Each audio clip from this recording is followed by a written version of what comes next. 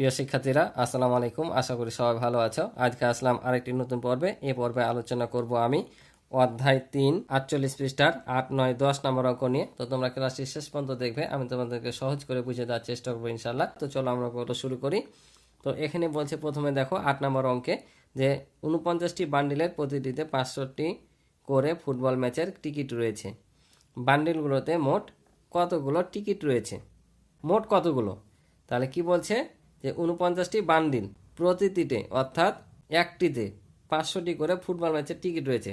তাহলে বান্ডিলগুলোতে মোট কতগুলো টিকিট রয়েছে? এখানে মোট বলতে আবার তোমরা যোগ ভাবেও না। যখন একাধিক সংখ্যা দেওয়া থাকে তখন যদি মোট বলে তাহলে যোগ করতে হয়। এটা যেহেতু 49টি বান্ডিল দেওয়া আছে, মানে বান্ডিলের সংখ্যা দেওয়া আছে, আর একটিতে দেওয়া আছে আমাদের 49টিতে কত সেটা মোট বলেছে, অর্থাৎ গুণ করতে হবে। কারণ এখানে গুণ কিন্তু যোগের সংক্ষিপ্ত রূপ, বুঝতে পারছো? যোগের সংক্ষিপ্ত রূপ হচ্ছে গুণ, অর্থাৎ অনেকগুলো সংখ্যা বারে বারে যোগ না করে এই যে একসাথে গুণ করে দিলে কিছু কিছু অঙ্ক আছে সেগুলো কিন্তু বের হয়ে যায়। ঠিক আছে, তাই এখানে যোগের সংক্ষিপ্ত রূপ হচ্ছে গুণ। তাই এখানে মোট বলেছে আমাদের গুণ করতে হবে। তাহলে একটিতে যদি 500টি থাকে তাহলে 49টিতে বেশি থাকবে, ঠিক আছে না? তাহলে বেশি থাকলে কি করতে হয়? গুণ করতে হয়। তো এটা গুণ করতে হবে। তো এটা সাজাতে হবে কিভাবে? তো তোমরা একটা বিষয় মনে রাখবে যে উত্তর কি চেয়েছে সেভাবে সেটা আগে দেখতে হবে, ঠিক আছে? কারণ যেটা উত্তর চায় সেটা কিন্তু ডান পাশে থাকে, আর যেটা চায় না সেটা বাম পাশে থাকে। যেমন এখানে চেয়েছে বান্ডিলগুলোতে মোট কতগুলো টিকিট রয়েছে, টিকিট টিকিট চেয়েছে, তাহলে টিকিটটা থাকবে ডান দিকে, অর্থাৎ এই যে প্রতিটিতে 500টি করে ফুটবল ম্যাচের টিকিট রয়েছে, অর্থাৎ এই যে টি আছে এটা হচ্ছে টিকিট, এটা থাকবে কোন দিকে? ডান দিকে, আর বান্ডিলটা থাকবে বাম দিকে। তাহলে আমরা সাজাবো কিভাবে? তো চলো করে দিই, তাহলে বুঝতে পারবো। তো দেখো তাহলে কিভাবে লিখবো। এখানে লিখলাম একটি বান্ডিলের টিকিট রয়েছে 500টি। একটি বান্ডিলে টিকিট রয়েছে 500টি। তাহলে কয়টি বান্ডিলের বের করতে পেরেছিল? 49টি। তাহলে অতএব 49টি বান্ডিলের টিকিট রয়েছে। তাহলে যেহেতু একটিতে কম, তাহলে বেশিতে বেশি থাকবে, আর বেশি হলে গুণ হবে। যখনই কম থেকে বেশি হবে তখনই গুণ, আর কম হলে ভাগ, ঠিক আছে? তো একটিতে যদি 500 থাকে 49টিতে অবশ্যই বেশি থাকবে, তাহলে গুণ হবে। তাই এটা গুণ করে দিলাম। তো তোমরা এটা মুখে মুখে গুণ পারবা। দেখো মনে করো 0 2টা নাই, প্রথমে 5 দিয়ে এটাকে নর্মালি গুণ করে নাও। তাহলে 5 নাম 45-এর 5, হাতে থাকে কত? 4, 4 5 20, আর 4 হয় 24। তাহলে 24 বসিয়ে দিলাম, আর এই যে এখানে দুটা শূন্য ছিল এই দুটা শূন্য এখানে বসিয়ে দিলাম। তাহলে আমাদের গুণফল শেষ। তাহলে আমরা লিখে দেবো যে বান্ডিলে মোট টিকিট রয়েছে কতটি? 24,500টি। এটাই হচ্ছে উত্তর। আশা করি তোমরা বুঝেছ। তো চলো পরেরটা দেখি। এবার 9 নম্বর বলছে দেখো যে একটি চকলেটের বাক্সে 250টি চকলেট আছে, এরূপ 667টি বাক্সে কতগুলো চকলেট আছে? এটা কি করতে হবে? এটাও গুণ করতে হবে। আর আমরা যেহেতু গুণের অধ্যায় করছি তার মানে কি গুণই করতে হবে, বুঝতে পারছো? কিন্তু তারপরও আমাদের জানতে হবে যে আসলে এটা কি চেয়েছে। কারণ আমরা যখন গুণ ভাগের অধ্যায় করছি আলাদা আলাদা, তখন নাহলে বুঝতে পারছি যে হ্যাঁ এটা গুণ হবে, এটা ভাগ। কিন্তু যখন তোমরা পঞ্চম অধ্যায়ে যাবা, অর্থাৎ গাণিতিক বাক্যে যাবা, তখন তো তোমাদের উল্লেখ থাকবে না যে যোগ বিয়োগ কি করতে হবে, কারণ ওখানে কিন্তু যোগ বিয়োগ গুণ ভাগ সবই আছে একসাথে। তখন কিন্তু তোমাকে অঙ্কের ধরন দেখে বুঝতে হবে যে আসলে এটা গুণ করতে হবে নাকি ভাগ করতে হবে। আর দেখতে হবে যে উত্তর কি চেয়েছে, সে অনুযায়ী সাজিয়ে তোমাদের বের করতে হবে যে আসলে কি চেয়েছে। তো একটি চকলেটের বাক্সে 250টি চকলেট আছে, এরূপ 647টি বাক্সে কতগুলো চকলেট আছে? চকলেট চেয়েছে, তাহলে চকলেট থাকবে ডান দিকে, আর এই যে বাক্স থাকবে বাম দিকে। তাহলে একটি যদি বাক্সে 250টি থাকে, 647টি কম থাকবে না বেশি? বেশি থাকবে না? এই যে বেশি থাকবে ওই জন্য কি করতে হবে? গুণ করতে হবে। এভাবে তোমাদের বুঝতে হবে যে এটা আসলে গুণ করতে হবে না ভাগ করতে হবে। তাহলে এটা কি করতে হবে? এটা করতে হবে গুণ। তো কিভাবে করতে হবে? তো চলো আমি সাজিয়ে তোমাদের করে দিই। তো দেখো তাহলে আবার লিখলাম আমরা যে একটি বাক্সে চকলেট আছে 250টি, অতএব 647টি বাক্সে চকলেট বেশি থাকবে। তাই কি করেছি? এই যে গুণ করেছি, ঠিক আছে? তো গুণ করে আমরা এখানে পেয়েছি কত? 1,61,750। জাস্ট এটা গুণ করলে হয়ে যাবে, কারণ একটি বাক্সে যদি 250টি থাকে তাহলে 647টি বাক্সে বেশি হবে, তাই গুণ করেছি। তো গুণটা তোমাদের করে দেখাই। তাহলে দেখো 0-এর সাথে যদি আমরা 7 গুণ করি তাহলে কত হবে? 0।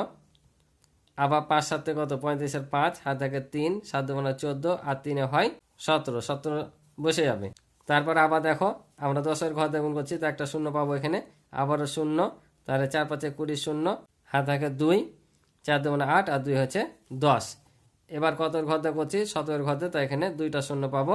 তাহলে আবার শূন্য, 5 6 30 শূন্য, হাতে কত 3, 6 12 3 15। এখন আমরা কি করব, যোগ করে দেবো। তো যোগ যদি করে দেখো 0 5 7 1 5 আর 1 6 7, তাহলে 1,61,750। ঠিক আছে, এটা হচ্ছে উত্তর। বুঝেছো? এই যে উত্তর লিখে নিবা এভাবে। তো আশা করি তোমরা বুঝেছো। তো তোমরা পাশে এভাবে করে দেখে দিবা। ঠিক আছে, এখানে করো বা এখানে করো, যেখানে করো না কেন তোমরা করে এটা দেখে দিবা। ঠিক আছে, তো চলো আমরা পরের অঙ্কে যাই। তো এবার দেখো 10 নম্বরটা বলছে, মুহিব সাহেব প্রতি মাসে 2,345 টাকা করে সঞ্চয় করেন, তিনি 16 বছরে কত টাকা সঞ্চয় করবেন? তাহলে প্রতি মাসে সঞ্চয় করেন 2,345 টাকা, 16 বছরে কতগুলো করবে? তাহলে এটাও কি করতে হবে বলো তো? এক মাসে যদি 2,345 টাকা করে, তাহলে 16 বছর বেশি করবে না? বেশি করলে কি হতে হয়, গুণ করতে হয়। এটা আমাদের গুণ করতে হবে। কিন্তু এখানে একটা কথা হচ্ছে যে 16 বছরে, এখানে আছে প্রতি মাসের হিসাবে, আর এখানে আছে 16 বছরে। তাহলে এ বছরটাকে আমাদের আগে কি করতে হবে, এ বছরটাকে আগে মাসে পরিণত করতে হবে, তারপর আমরা সে মাসের টাকাটা বের করব। তাহলে 1 বছর সমান কত মাস, 12 মাস। তাহলে 16 বছরে কত মাস হয় সেটা বের করতে হবে, তারপর তখন এটাতে গুণ করলে আমরা তত মাসের পেয়ে যাব সঞ্চয়টা। সঞ্চয় মানে কি, টাকা জমা করা। ঠিক আছে, তো চলো তোমাদেরকে আমি অঙ্কটা বুঝিয়ে দিই। তাহলে দেখো এখন আমরা কি করব, 16 বছরটাকে মাসে পরিণত করব। তাহলে এখানে লিখবো যে আমরা জানি 1 বছর সমান কত মাস, 12 মাস। তাহলে 1 বছর সমান যদি 12 মাস হয়, তাহলে 16 বছর সমান কম না বেশি? বেশি হবে। তাই 12কে আমরা 16 দিয়ে গুণ করলাম। তাহলে গুণ করে যেটা পাবো সেটা হবে। তো গুণ করলে দেখো আমরা পাবো 192 মাস। এই যে 16কে 12 দিয়ে গুণ করলে কত হবে দেখো, 6 2 12, 2 হাতে 1, 2 কে 2 আর 3, 6কে একটা শূন্য পাবো আমরা, 10-এর ঘরে গুণ করছি তাই 6কে 6 আর 1 1, যোগ করলে হয় এখানে 2 3 আর 6 9 আর 1 বসালে 192 মাস। তাহলে 192 মাস পেলাম। তাহলে এখন এক মাসে সঞ্চয় করছিল কত টাকা, 2,345 টাকা। তাহলে এই 192 মাসে কত করবে? তাহলে আমরা লিখলাম যে এক মাসে সঞ্চয় করেন 2,345 টাকা, অতএব 192 মাসের সঞ্চয় বেশি করবে, তাহলে গুণ হবে। তাই আমরা এটা গুণ করে নিলাম। ঠিক আছে, তো চলো গুণ করে আমি দেখাই। তো গুণ করে তোমরা কিন্তু এখানে পাশে দেখে দিবা। ঠিক আছে, তাহলে দেখো 5 2 10, হাত রাখে 1, 4 2 8 আর হাতে রাখে 9, 3 2 6, 2 2 4। তাহলে 10-এর ঘরে এসে তাই একটা শূন্য পাবো। আবার 5 নাম 45-এর 5, হাতে থাকে হচ্ছে 4, 4 নাম 36 আর 4 40-এর শূন্য, হাতে থাকে 4, 3 নাম 27 আর 4 হচ্ছে 31, 31-এর 1, হাতে থাকে 3, 9 2 18 আর 3 হচ্ছে 21। এবার 17-এর ঘরে গুণ করছি, তাই এখানে 2টা শূন্য পাবো।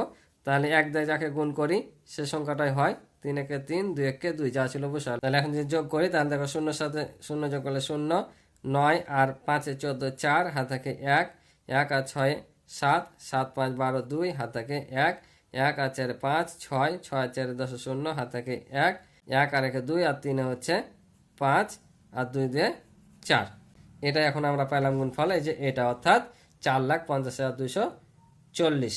অর্থাৎ এক মাসে যদি 2,345 টাকা সঞ্চয় করে, তাহলে 192 মাস অর্থাৎ 16 বছরে, কারণ 192 মাসে হচ্ছে 16 বছর, আর 16 বছর হচ্ছে 192 মাস, এখানে আমরা বের করেছি। ঠিক আছে, তাহলে আমরা 192 মাস বা 16 বছরে পেলাম কত, 4,50,240 টাকা সে সঞ্চয় করবে। তাহলে আমরা এখানে উত্তরটা লিখে নেব। অতএব তিনি 16 বছরে সঞ্চয় করবেন 4,50,240 টাকা। আশা করি তোমরা অঙ্কটি বুঝেছো। তো আজকে এ পর্যন্ত ছিল এই পর্বের অঙ্ক। ক্লাস ভালো লাগলে অবশ্যই চ্যানেলটি সাবস্ক্রাইব করে আমার পাশে থাকবে। ভিডিও ভালো লাগলে ভিডিওটি একটু লাইক করে দিবে। তো আজকে এ পর্যন্ত ভালো থাকো, সুস্থ থাকো, দেখা হবে পরবর্তী নতুন পর্বে। আল্লাহ হাফিজ।